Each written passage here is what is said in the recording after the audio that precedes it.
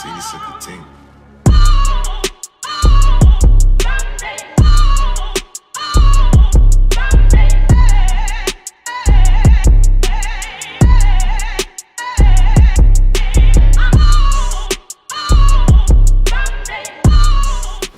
Right, ladies and gentlemen, welcome back to another episode of Chart Talk, coming at you guys every Monday, except the Mondays that we're too lazy to do it.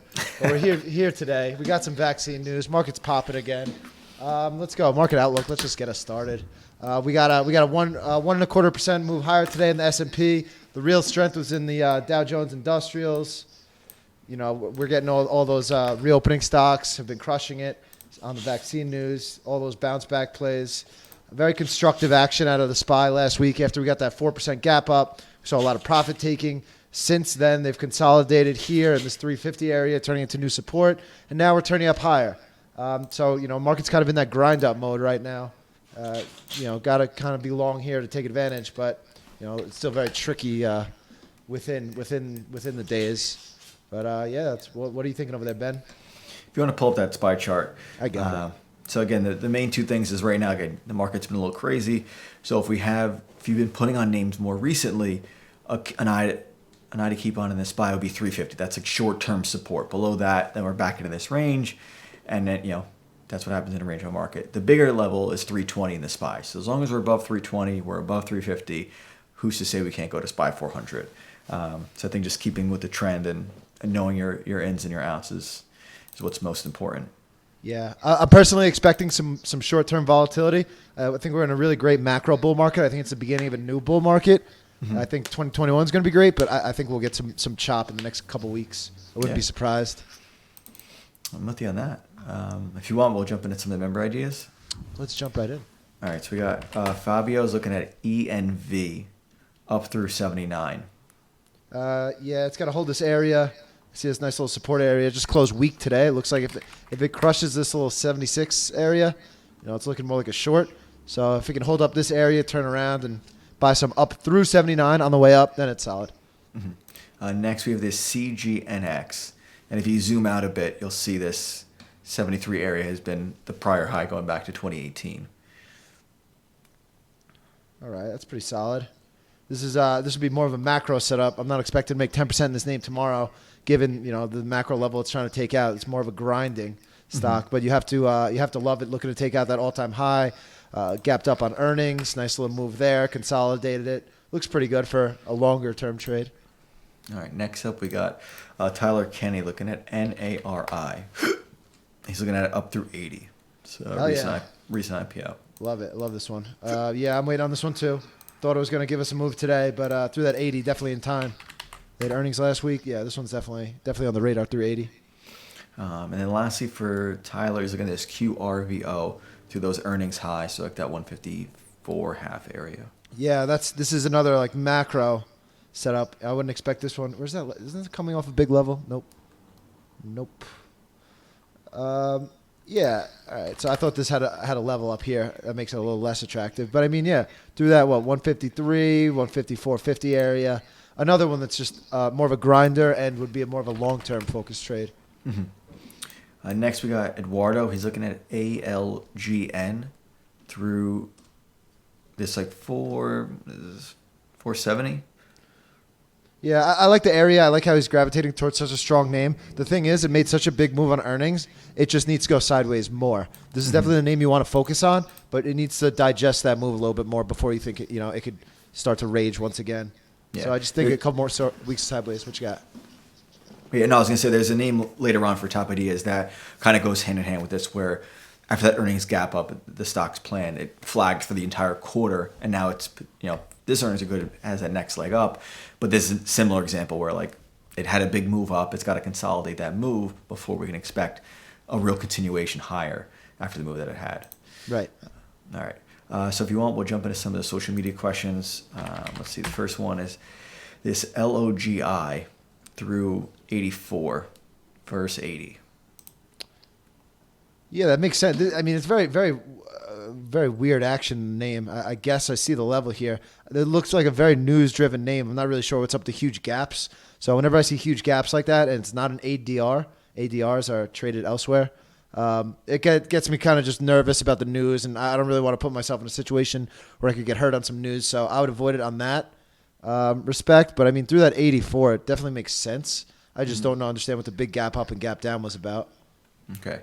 Next, we got someone looking at PayPal up through 195. Yeah, this looks pretty solid. Yeah, this bounced back pretty well today. Man, PayPal, I can't believe this is $200 stock.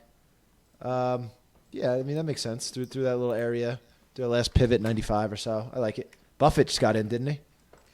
I'm not sure. I think Buffett just announced the PayPal might have been in his 13F. Oh, no, there was chatter that he was getting in. Nothing real. Okay. Next up, we have this run, RUN, up through Chris 60. called this out, right? Yeah, this looks fucking sick. I love this. Just a name that likes to run, no pun intended, but this name can really move, and it's consolidated so well, holding up this earnings move. Two straight inside days. Looks super tight, 57 area. Looks really nice for a tight risk, big upside type trade. Okay. And then last but not least, of course, name asked by most people is this NIO. Just broadly, what would be a place you'd look to maybe add to it, a place you look to get out of Dodge if it does start to turn south. Any key levels you're keeping an eye on in this NIO that's up? No, I mean they have earnings tomorrow, and the stocks on those earnings, it's either at 60 or it's at 30. It's just the name everyone's talking about. Everyone's overly asking about it. I think there's nothing to do with a stock when it's already gone hyperbolic. I mean parabolic. Like you're gonna buy this and expect 20% upside. I think it's kind of a big ask. Mm-hmm. So I'm just avoiding this name. It's just like there's so much better shit out there. Yeah, no. But everyone wants to be in the hot names, EV market. Yeah. All right, so that wrapped up the social media questions. If you want, we had a couple of questions last week on how to set up a sector rotation account. So if you want to pull up that first chart that I added, I'll do a quick little Surely, I got it up. recap on it.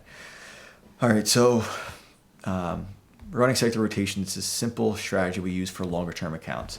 Most people assume a longer term account is like the retirement account, which in theory it is, but from a tax standpoint, we use our taxable accounts because we're holding these longer term, we're not actively trading them. So there's no sense in parking these in longer term accounts like retirement accounts. Then you have the tax benefit to trade a little more actively. So first off, we start off with a taxable account, and we start by buying one of each of these 12 ETFs. If someone with a $2,000 account could start this, and then we recommend starting a weekly savings, whether it's $100 a week, $50 a week, whichever amount you can afford. And as you start to save weekly, you start to buy one or two of these shares, and you keep building up this portfolio. Over time, say when this account gets to $20,000 to $25,000, say $2,000 in each position, you're going to have some winners and some losers among these 12. So in this little screenshot, if we're using today as the example, with energy leading being up 6% and healthcare being basically flat on the day, if say this was a year later and you're up 6% in VDE and you're break even on VHT, how to rebalance is you would sell some of your best winner, which is VDE, and you would take the proceeds and you'd add them back to the healthcare sector, and you just keep repeating this process. What most new people tend to do is they do it in reverse, where they chase the one that's up the most. We could think of maybe tech or biotechs recently, and then they sell their losers, which would be energy presently. So we do it reverse. We're always selling a little bit of the winner. We're taking some money and putting it back into the worst performing sector, and we just keep rinsing and repeating that wheel. So this is a strategy that we set up, again, in a taxable account, not in a retirement account. And it's a very passive strategy. It's not something you're doing every single day. You're not, rotating every week. Something you do quarterly, semi-annual, or even annually. Again, if we have more questions on how we set this up, you can always comment the questions below or message us and we can dive a little bit deeper. All right, so Shake, that's what I got for the sector rotation. If you want, we can jump into some of the good trades. Sure. All right, so if you want to pull up the first one, it's Brian's. It's that. Oh, now you can see what's going on. So, All right, you want me to go over this one, or you got it? Sure. I think you got it. All right. So Brian bought this one. You can see this little base breakout. He bought it up through 64.05. Again, he bought above that figure, which is great. His first stop was versus, the out versus 60. You can see here he sold some. He took some profit into that little retest, kicked some again, and then he kicked some into that breakout. typically been talking about trading things in thirds. He's trading in fifths. That's fine. Taking some off for his winners. He keeps upping his stop as it continues to trail higher. I think this is, I think he traded this phenomenally. I don't think there's really much I would have really done differently. No, yeah, this is a great trade all around. Yeah, I think, Brian, you're doing great with this trade. Keep holding it. Let's see if it can break that psychological level of 100 in time. Next, we got Vishal, if you want to pull up EXPI. All right, yeah, I got it up. I'll go over this one. All right, so he bought this one off support. It looks like 43 versus 42. A third kick at 45. I don't really understand the 45 kick since it's so close to that support and it's right in the middle of that range. You'd see that the stock gave you a little more legs that day. I mean, this trade looks like it's much more geared towards my time frame than your time frame, which is smaller. So he's buying the support. I think you got to be a little more greedy on that first kick. I think he kind of panicked out of stock there, and he just he just moved to stop too early. He should still be in this trade. There's no reason not to be in this trade still. So to give you a little bit more info, he bought two. He told me he bought too heavy up through 43, so he had too much stock. And he tried to kick, or he had limit orders out above 48, and it just never got up there. So that's when he took that third off at 45, just so he wanted to get something off. And that was his question. He's like, should I have moved it to break even? Should I have kept it where it was originally? And that's where his question was going towards. Well, I mean, him moving it to break even just puts his stop in the middle of the range, which just decreases the probability of the trade so much that, I personally don't see a way to be a super profitable trader if you're moving your stop to break even, because it's just an arbitrary area. We know it has to break 42 for this trade to fail. So, in my opinion, he oversized himself, and that's what caused the emotional sells and the break even. I have a trade later, my bad trade, where I did the same exact thing, where it was like I oversized myself and just made some emotional mistakes. And that's what happens when you get too big, is that's when the emotions come in. So I just think he oversized himself, should have been a little more greedy. And something that really helps me is I'll look at this chart and see that like 48-20 is the resistance area. I am going to be less greedy on that first third kick because I need to get that kick off. I'm going to have it 47-69 or so. Below the 3/4 of that 48, so I know I get that kickoff, because that becomes a very important kick, especially now he kicks it at 45 when he bought 43.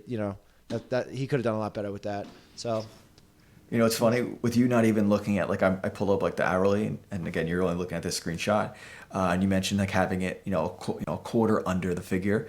So the high of that day when he was trying to sell 48. High day was 47.74. There you go, yo.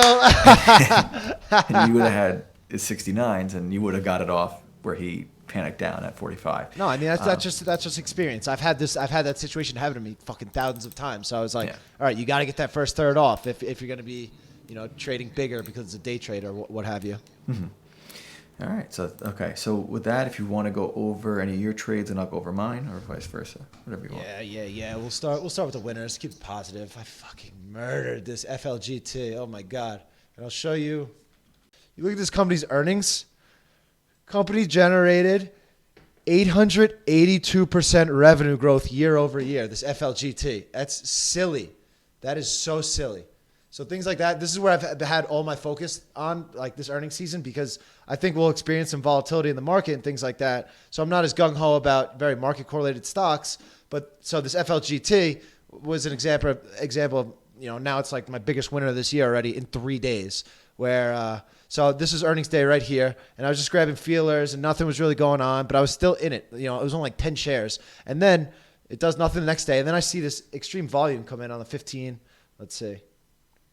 So you see I'm kind of messing around with over here. Nothing really happens. Pretty flat in the name, but I'm still holding a tiny, tiny piece, so I'm always watching it. So I see it put in this bottom at 32, and then I see this big volume start to come in, and I just buy the shit out of 34 because so was the highs yesterday. And, God, the thing's just been going vertical. It's just like the sickest breakout. I still have a core position. I'm trying to hold on, but now I'm up like 60%. Yeah, in 3 days. And it's like, what the hell do I do? I know this thing needs to pull back. If it pulls back to 40, that's actually a healthy retest. So that was the good trade. But no, more importantly, let's talk about this Amazon I was in, where I had the same problem Vishal did. So this was a short. That was don't mind this. That was a short. I'm talking about this. I was looking for a support buy. I was thinking we had to buy the lockdown stocks last week when the cases were incoming. We're seeing more lockdowns. I ended up being kind of wrong in the macro idea, but the reason I got out of this Amazon was purely from sizing. I'm buying it here, this 3,100, and I'm giving it to these lows, these 30-50 area, and it pulls back, and I add some more, and then the market's upticking. Amazon's not ticking up enough. So I'm like, all right, it doesn't have the juice today. I'm just going to get out of it completely. And then it closed super well. The trades kind of should still be in motion, but I got too big and I made an emotional decision. I was like, this should go right now, blah, blah, blah. So you could see that, we all go through the same issues, no matter your sizing, no matter your account, no matter who you are. This Amazon still looks pretty good at support, but the main mistake I made was getting too big. I quantified my risk, but it was more risk than I really wanted, And that's where I made the mistake, and that's kind of why I got out so arbitrarily. And that was really it. Okay. All right, you want me to go over a couple of mine? You go over them. Fuck it. All right, so if you want to go pull, first one. Okay, so we got first one's Morgan. This is kind of a follow-up from last weekend. We talked last week how we were trading the range, and when they break out, you have to hold them. So I took off half into that resistance area. It broke out higher, and now I'm holding at least to the retest. Again, if you zoom out, you'll see a retest about 60. But again, still not looking to sell there, just expecting it to meet some resistance there and then maybe set up for that next breakout. But again, still holding. Next was Snap. Again, this is just like we talked earlier. Names have these big moves on earnings. They have to kind of consolidate the move. So I would expect Snap to continue to consolidate in this range, potentially even test down below 34 at some point before really having some momentum move higher, into the 50s and 60s. But again, not much from a stock standpoint. A lot of the big winners this past week or two for me has been just from, you mentioned sector rotation, has been just buying a lot of these sectors. So if you scroll over, I mentioned a couple. So we have VDC. Again, we saw how it was holding support. We go over this in the big picture newsletters. And we saw this textbook support buyback. We had a buy up through 161. And then we caught this, 10% plus move higher to new all-time highs. We see the next one in the healthcare sector, VHT. Shake, if you want to go over one. Same thing. We saw a lot of these sectors pulling into support, and when we see these support buys, we're not trying to buy 195 at the dead low. We're just looking for tight entries to buy back on the way up versus those outs. VHC, another one, up 10% in 2 weeks. When again, a lot of people are trying to buy it, the day when the market's hitting all-time highs, we were buying it up off support. And then lastly was this VNQ. Again, same thing. We can see these clear lines of support that we had been keeping an eye on. And we bought back up through 78 versus that 75. Again, another 10% move. And now we're sitting comfortably. We don't have to be perfect trying to buy 88 or 86 for that matter. So those are the main trades. Again, a lot of my big winners this past few weeks has been just buying the sectors. And I've been a little bit more hands-off from an individual stock standpoint. So with that, Jake, if you want to go over maybe one or two of your top ideas for the week ahead? Of course, I'd love to. So my favorite out is still this HTHT. Some good earnings. There's a Chinese name, Chinese travel stock. We're seeing these names uptick again. Everything in China is very, very strong right now. We can look at the macro level it's trying to take out here. So it's on the right trajectory, gapping up on earnings, trying to form a flag here. I really, really like this one through this 48.50 area. I think it just needs a little more sideways. I made this trade of the week. It's probably too early for that one. This Lemonade, LMND, recent IPO, really nice base forming below this 69.70 area. If we can break above that, I'd expect a big pop there. What else we got? Wrong one. JFrog, software name, recent IPO. Looks like it's ready to bounce. A few inside days there. Damn, closed right at that level, 63.50. What was that one? Run. I like this one a lot tomorrow. 57 area. That looks really nice. Shouts out to Chris. He called that one out.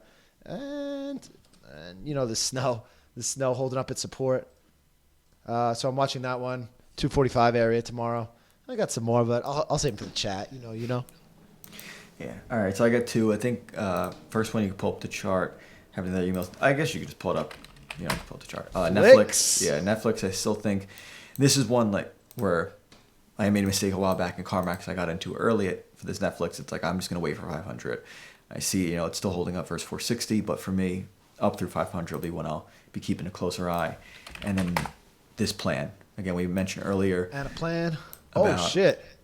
So they've got earnings November 19th, which is Thursday. Yeah, so this is an opening range trade candidate where if they have good earnings, they can open up and gap up through up through 65, that could be a nice opening range breakout trade. But this was going back to one of the questions with Eduardo, where he was looking at ALGN, and we just said, had a big move on earnings. We needed to consolidate, and this plan is a pretty relevant example where it had good earnings last quarter, and this entire quarter, it's just flagged out here. It's pushed down through support, it's pushed up the resistance, but it just kind of consolidated the big move it had, and that's what sometimes happens when these names have big moves. Now it's been an entire quarter. Maybe plan is ready to push out through 65, and if it was, earnings would be the perfect time to have that catalyst to push it higher. So those are the two main ones I'll be looking at for the week ahead. I like it. And then with that, we can jump into book of the week. Yeah, you start. All right, so Black Friday coming up soon. Again, the big thing has been marketing and sales. So we have this book, Confessions of an Advertising Man. This goes through, it's like what's that Netflix show with oh my God, I can't think of this show. It's like an advertising show on Netflix, but this is like the old Mad school. Men, no? Mad Men. Yeah, Mad Men. So this is like in that era, late 60s, early 50s when this guy came up doing a lot of marketing. Talks about, number of words to use in a headline, how to use your font, things like that, and also kind of how he built up his firm. So again, nothing related to trading, but if you are running a business and doing some type of sales during Black Friday, there definitely is a pointer or two that could help you in that book.